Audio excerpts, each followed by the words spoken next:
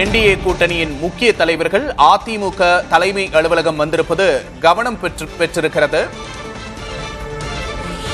கடந்த சில நாட்களாக எடப்பாடி பழனிசாமி கூட்டணி பேச்சுவார்த்தை தொடர்பாக எடப்பாடி பழனிசாமி மற்றும் பிற கூட்டணி கட்சிகளின் தலைவர்கள் டெல்லி சென்றது விமர்சனத்திற்கு உள்ளான நிலையில் தற்போது அனைத்து தலைவர்களும் அதிமுக தலைமை அலுவலகத்திற்கு வந்திருக்கிறார்கள்.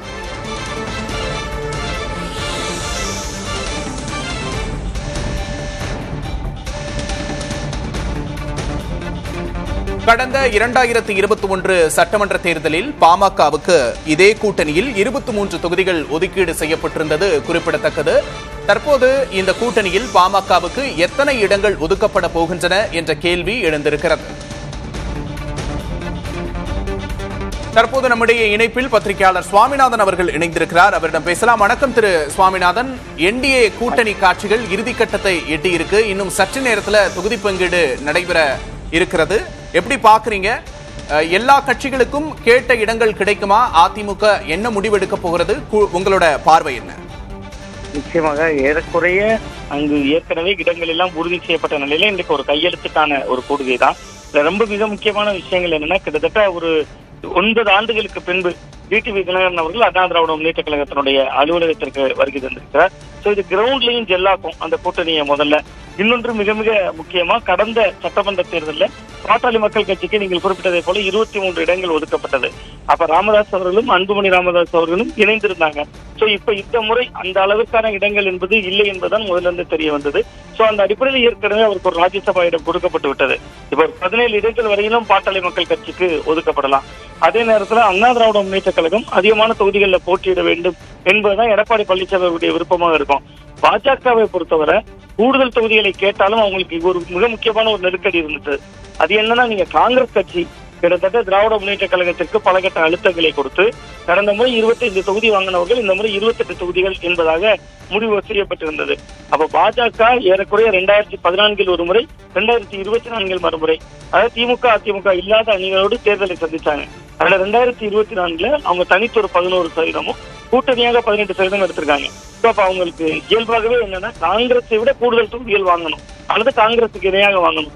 இந்த அழுத்தத்தால குறைந்தபட்சம் 29 இருந்து அதிகபட்சம் 31 தொகுதிகள் வரையிலும் பாஜகவுக்கு ஒதுக்கப்படலாம். இது பாஜகவினுடைய எண்ணிக்கை தான். இன்னும் உங்களுக்கு டிடிவி தினகரன் அவர்களுடைய எதிர்பார்ப்பு இரட்டை இலக்கமாக இருந்தாலும் கூட 8 முதல் 9 இடங்களுக்குள் சுருக்க வேண்டும் என்பதுதான் எடப்பாடி பழனிசாமி அவர்களுடைய விருப்பமாக இருந்தது. இது ரொம்ப ரொம்ப முக்கியமா சிறு கட்சிகள், சின்ன கட்சிகளுக்கு தாமரை சின்னமா அல்லது இரட்டை இலை சின்னமா, இதுதான் தொடர்ந்து அந்த இடத்துல ஒரு அழுத்தமாக இருந்தது. அதுல என்ன முடிவெடுக்க போறாங்கிறது தான் இந்த தேர்தலில் பாஜகவினுடைய போட்டியிடக்கூடிய எண்ணிக்கையா நம்ம அதை பார்க்கணும். ஏன்னா பாஜகவுக்கு சிறு கட்சிகள் தாமரை சின்னத்துல போட்டியிட்டாலும் கூட அதுவும் தாமரைக்கான எண்ணிக்கையா தான் கணக்கில் எடுக்கப்படும். சோ அந்த இடத்திற்கு எடப்பாடி பழனிசாமி அவர்கள் இடைவெளி கொடுக்கிறாரா இல்லையாங்கிற முடிச்சுகளும் இன்னைக்கு கவிழ்ந்துரும் அப்படின்னு தான் பாக்குறேன்.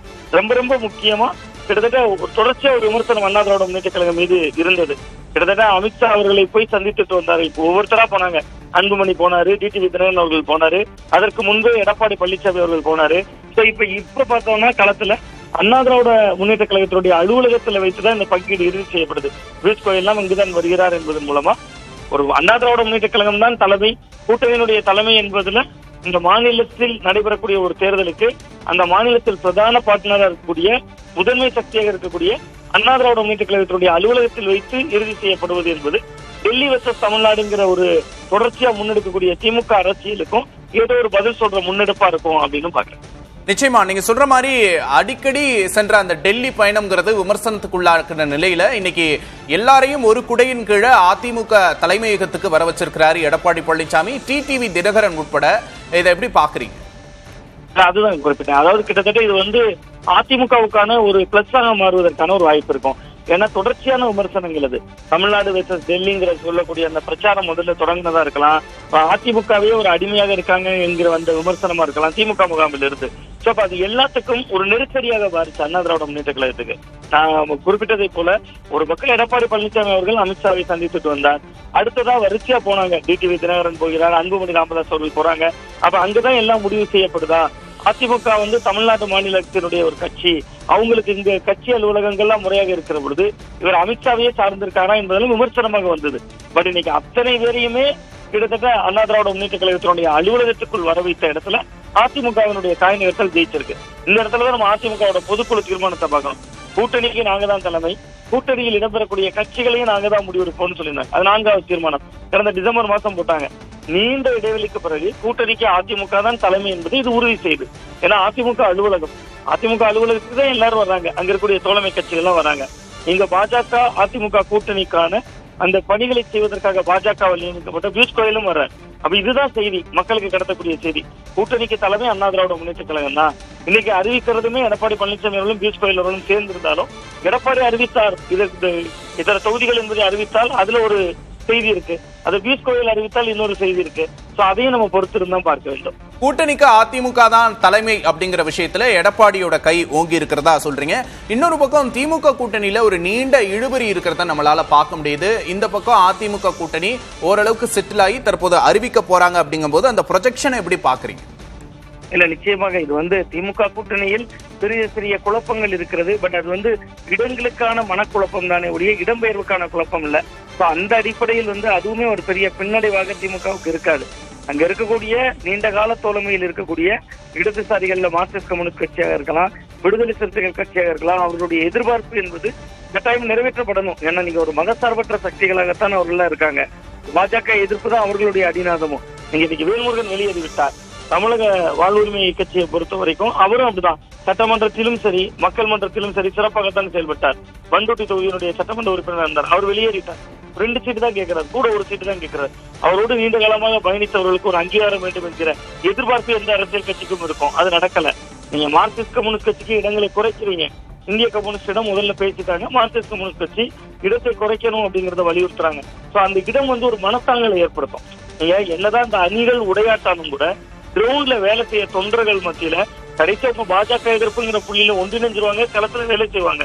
இருந்தாலும் மதவாத சக்திகள், மதவாதத்திற்கு எதிரான சக்திகளாக இருக்கக்கூடிய அந்த திமுக கூட்டணியில் இடம்பெற்றிருக்கக்கூடிய சின்ன கட்சிகள், ஆனா மார்க்சிஸ்ட் கம்யூனிஸ்ட், இந்திய கம்யூனிஸ்ட், விசிக போன்ற கட்சிகளாக இருக்கலாம், இவர்களை தொகுதிகளை குறைக்க சொல்வதோ அல்லது குறைத்து கொடுப்பதோ, நீங்க மதவாதத்துக்கு எதிரான அந்த போர் அப்படின்னு சொல்லி முன்மொழிகிறாங்கல்ல திமுக தேர்தல் அரசியல, அந்த இடத்துல ஒரு தேர்தல் அரசியலாக பலவீனமாகிறாங்க. நீங்க வெற்றி வரலாம் போகலாம், அதை தாண்டி அந்த இயங்குதல் என்கிற தலைமை அந்த கட்சிகளுக்கு சுருங்குதில்ல.